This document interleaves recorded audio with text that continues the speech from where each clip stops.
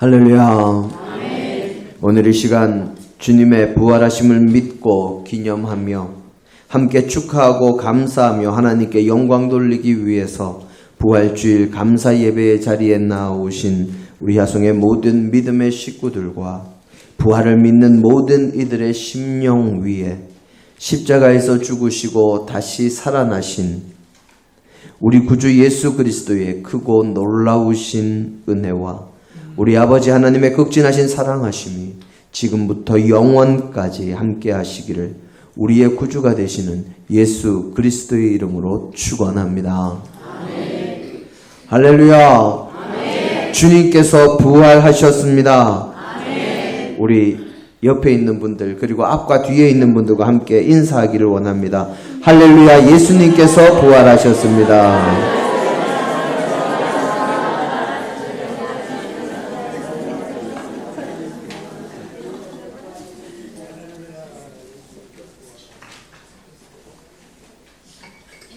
우리가 지금 주님의 부활을 전하는 인사를 했습니다.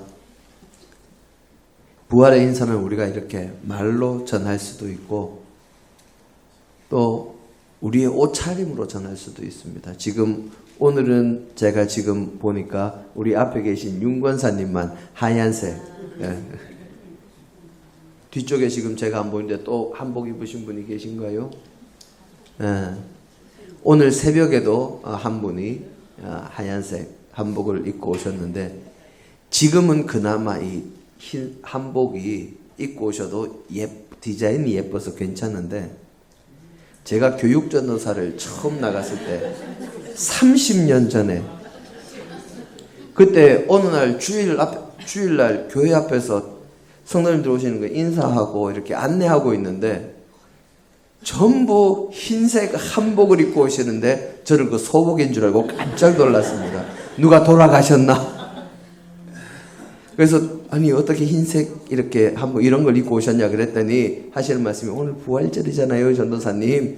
그래서 제가 이 자라던 교회에서는 부활절이 돼도 흰색 한복을 입는 분들이 거의 없었기 때문에 그런데 좀 이렇게 시골 쪽으로 가니까 흰색 한복을 입으시는 분들이 많으시더라고요.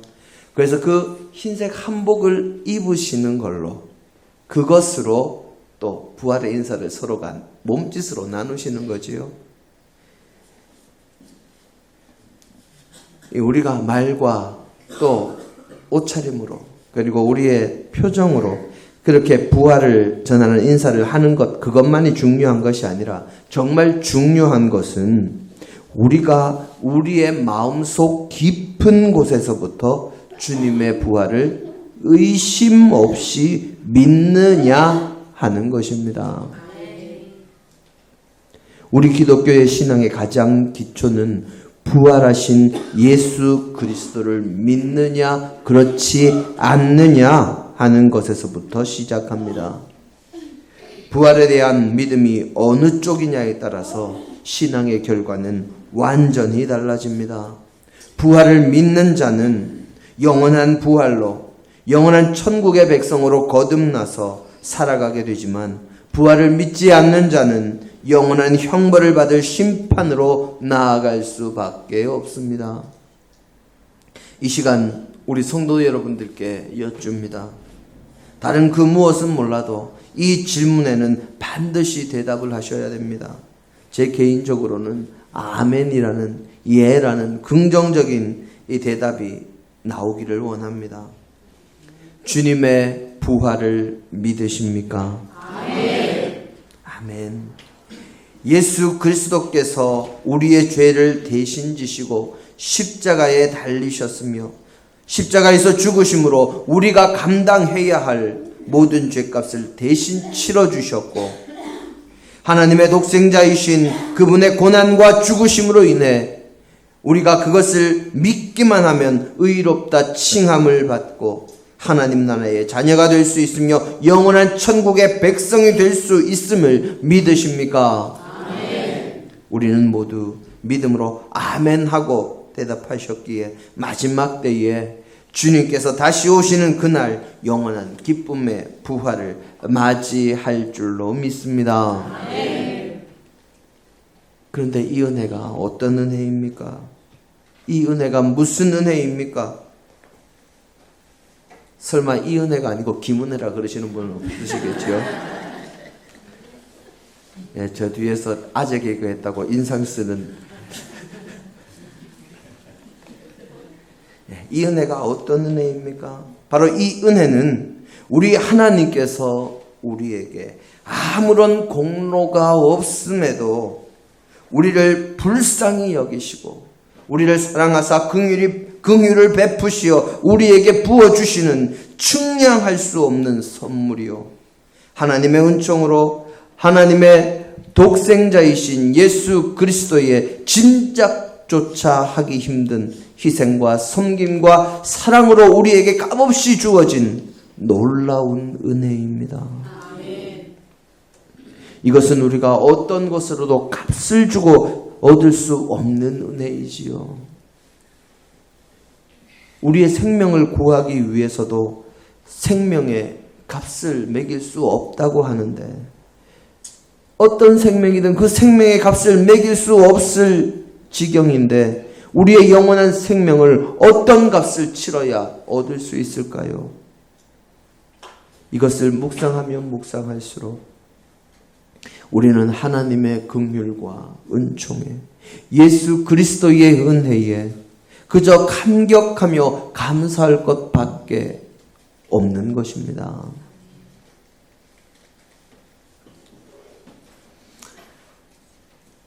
너무 분위기가 가라앉은 것 같습니다.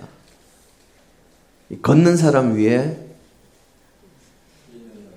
뛰는 사람, 뛰는 사람 위에 나는 사람, 나는 사람 위에 업혀가는 사람이 있습니다. 우리가 걷거나 뛰거나 날아서 우리가 이 부활의 소망을 선물로 은혜로 받을 수 있는 것이라면 그것이 우리의 공로이겠지만 부활의 소망을 가지는 것은 우리의 힘으로는 아무것도 할 수 없는 것이요 정말 우리가 주님께 업혀가면서 받은 은혜입니다. 그래서 우리는 나는 사람 위에 있는 업혀가는 사람입니다. 오늘 우리의 구약의 본문에서는 이스라엘 백성을 노예살이하던 애굽 땅에서 10가지의 재앙으로 애굽 사람들을 치시사 건져주시고 홍해를 가르사 홍해를 마른 땅을 밟고 건너도록 도와주시고 마라의 쓴물을 달게 하시고 먹을 것이 없는 광야에서 만나와 메추라기를 베풀어 주시고 광야에서 물이 없어 고통스러울 때에 반석을 뚫고 물이 솟아나게 하시고 광야에서 뜨거운 낮에는 구름기둥으로 추운 밤에는 불기둥으로 함께 하시며 그들의 발길을 인도하시는 하나님께서 이렇게 말씀하셨습니다. 내가 애굽 사람에게 어떻게 행하였음과 내가 어떻게 독수리 날개로 너희를 업어 내게로 인도하였음을 너희가 보았느니라. 오늘 우리의 본문이지요. 이스라엘 백성들은 그들의 힘이나 능력이나 그들이 걷거나 뛰거나 날거나 한 것으로 하나님의 은혜를 받은 것이 아닙니다. 그들의 힘으로 얻거나 쟁취한 것은 더더욱 아니지요. 하나님께서 그들에게 아무런 대가 없이 그냥 출애굽의 은혜를 베풀어 주셨습니다. 정말 나는 사람 위에 업힌 것처럼 독수리 날개로 업어서 하나님께서 인도하여 주셨습니다. 은혜는 아무런 수고나 특별한 공로 없이 대가 없이 주시는 하나님의 선물을 의미합니다. 은혜는 나의 공로로 얻을 수 있거나 내가 만들어낼 수 있는 것이 결코 아닙니다. 은혜는 전적으로 하나님께서 우리에게 베풀어 주시는 것입니다. 이스라엘 자손이 하나님께서 주시는 만나와 메추라기에 감사하고 놀라며 감격함으로 다시 광야길을 하나님의 구름기둥과 불기둥의 인도하심을 따라서 나아가기 시작했습니다. 이스라엘 백성들은 광야에서 마실 물을 구할 방법이 없었습니다. 그들이 가졌던 힘과 지혜와 기술은 모두 애굽 땅에서 노예로 살 때 얻은 것들 뿐이니까 어떤 곳에서 어떻게 해야 물을 얻을 수 있는지, 광야에서 어떻게 해야 물을 얻을 수 있는지 아는 이가 아무도 없었습니다. 광야를 걷다 보니 마실 물이 없어서 죽게 생겼습니다. 그 상황에 이스라엘 백성들은 어떻게 해야 할까를 생각하기보다는 그들은 그저 가장 쉬운 방법을 선택했습니다. 바로 모세를 찾아가서 원망하고 불평하고 불만을 터뜨리는 일이었습니다. 사실 불평과 불만과 원망은 그 상황을 해결하는데 아무런 도움도 되지 않지만 모세는 그 불평과 불만을 받아들고 그 원망을 듣고 하나님께 기도했습니다. 그때 그 기도에 하나님께서 응답하셨지요. 모세는 그들의 불평과 불만을 듣고 자신들을 애굽 땅에 묻을 곳이 없어서 우리를 이 광야로 인도해 냈느냐 하는 그 원망을 듣고 하나님 앞에 엎드려 그 상황을 그대로 전하면서 하나님, 저는 어떻게 해야 할까요? 하고 하나님께 여쭙는 기도를 드렸습니다. 원망과 불평과 불만이 모세의 기도로 하나님께 전적으로 맡기는 기도로 완전히 탈바꿈하는 순간이었지요.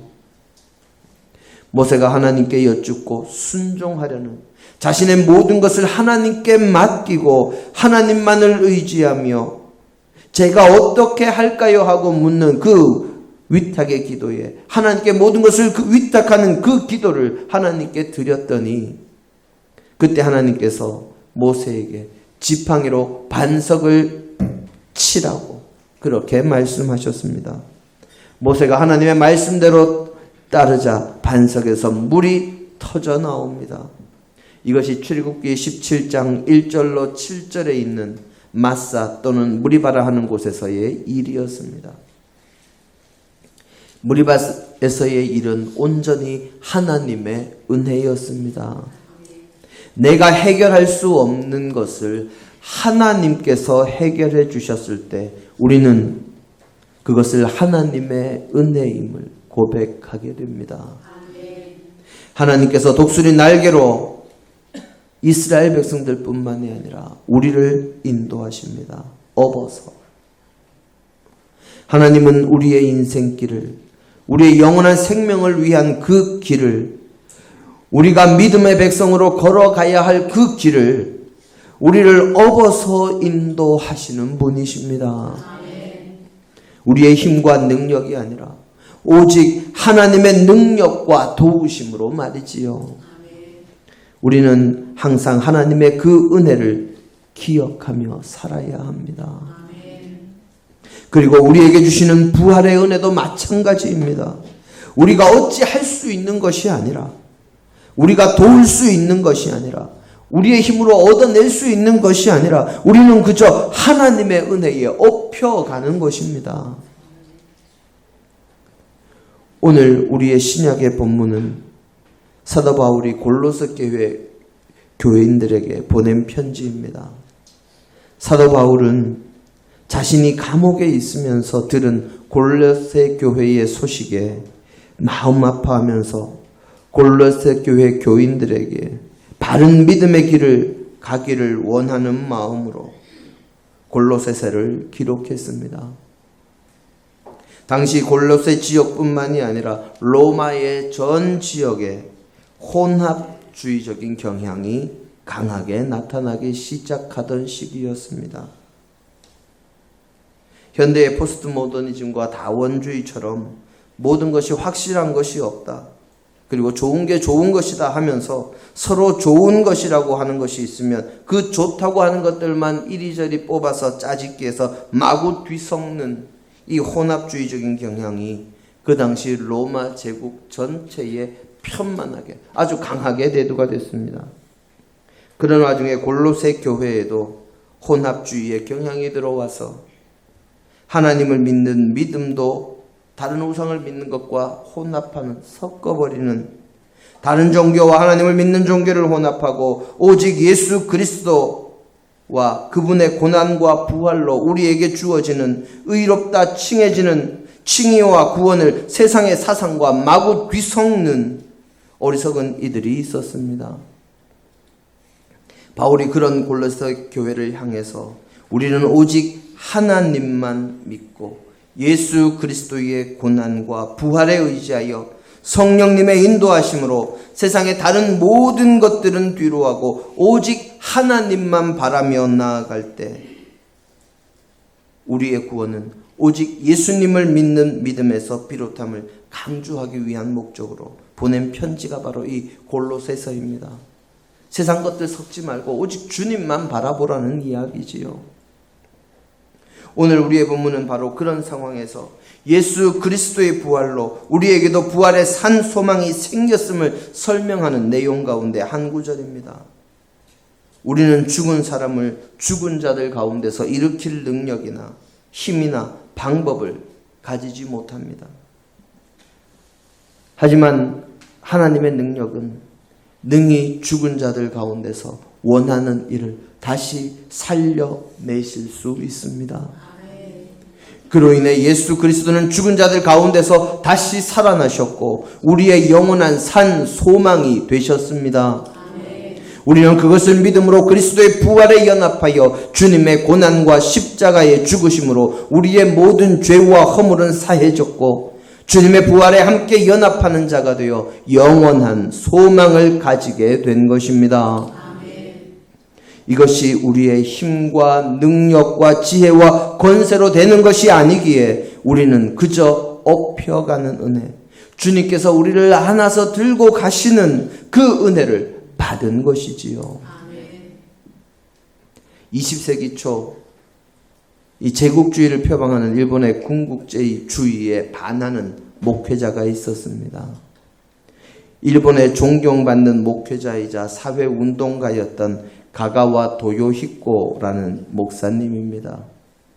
이 가가와 도요히코 목사님은 일본 고베시에 있는 빈민굴에 들어가서 빈민들과 함께하며 그들을 도우며 그들에게 하나님 나라의 복음을 전하고 그들을 하나님 앞으로 인도하며 당시에 태동기에 있었던 일본의 노동운동의 최일선에 섰던 인물입니다.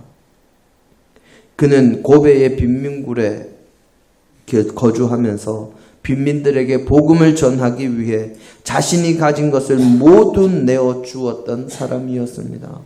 주님의 가르침대로 옷이 2벌 있으면 없는 자에게 1벌 나누어 주고 자신이 점심을 먹었으면 먹지 못한 자에게 자신에게 있는 이 유일한 저녁거리라도 나누어 주고 자신에게 주어지는 후원금은 모두 빈민들과 함께하며 나누며 주님의 뜻을 가르치고 전하며 하나님의 말씀대로 살았기에 후대에 존경받는 목회자요 많은 영향력을 끼친 사상가로 우뚝 서게 됐습니다.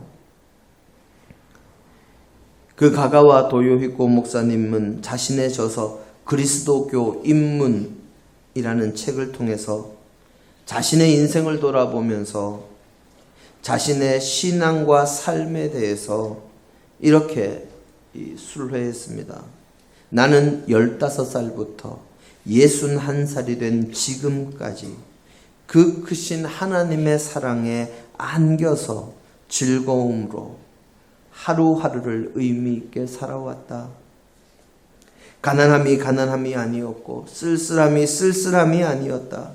죽음에 매달려 있을 때도 헌병대에 끌려갔을 때에도 하나님의 사랑은 나를 특별한 사람으로 강하게 했다. 하나님의 품 안에 안겨 살았다는 말은 참으로 놀라운 고백입니다. 자신은 결코 특별한 사람이 아닌데 예수님의 사랑에 압도되어서 특별히 강해졌다 하는 이 말은 그 고백은 우리의 가슴을 울립니다.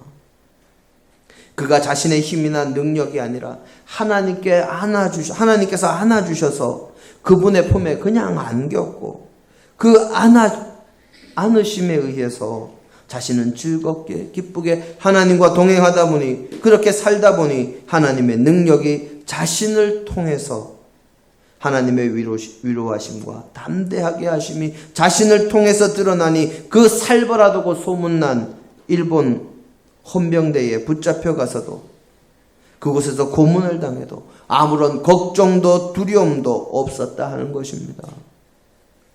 오직 하나님의 안아주심. 바로 오늘 구약의 하나님의 말씀처럼 하나님께서 업어주시고 인도하심이 자신과 함께 했다는 고백이요, 자신은 특별히 한 것이 없다는 고백입니다. 그런데 정작 악보는 따로 있습니다. 예수님께서, 그는 계속해서 글을 썼습니다. 예수님께서 2000년 전 유대인이었음을 항상 잊어버릴 정도로 그분은 언제나 나와 함께 살아 계셨다. 가가와 도요이코 목사님은 예수님을 얼마나 가깝게, 얼마나 자주 체험하며 살았던지 예수님께서 2000년 전에 유대 땅에서 사시던 유대인이었다 하는 사실조차 망각할 정도였다고 그렇게 고백을 합니다. 주님께서 안아주시니 안겼고 주님께서 안으시고 걸으시니 그냥 주님께 안겨 있었더니 기쁘고 즐겁고 두려움도 없고 날마다 행복했다는 이 가가와 도요히코 목사님의 위대한 고백이 저와 여러분의 인생의 고백이 되기를 축원합니다. 아멘. 우리는 부족합니다. 우리는 연약합니다. 우리는 어리석습니다. 하지만 우리에게 하나님의 은총이 함께 하시면 우리는 하나님께 업히고 하나님께 안기어 우리가 할 수 없는 일도 할 수 있고 영원한 믿음의 백성이 되는 영원한 은혜의 길, 영원한 천국의 백성이 되는 길을 걸어가는 하나님의 자녀가 될 수 있습니다. 이는 우리의 힘이나 우리의 능력이나 우리의 지혜나 우리의 권세로 할 수 없는 것이요, 오직 우리를 안으시고 업으시는 하나님의 은혜와 능력에 의한 것입니다. 그래서 우리는 감사할 것밖에 없지요.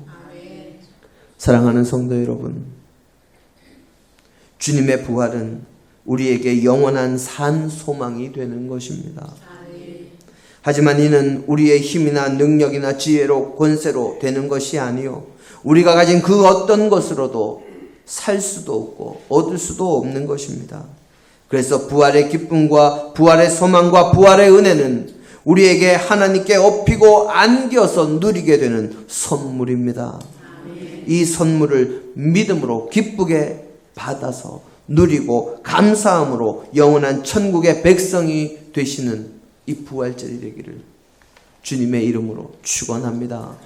그래서 부활을 믿음으로 우리의 삶이 변화되는 놀라운 부활의 증인이 되시기를 주님의 이름으로 축원합니다. 함께 기도하십니다.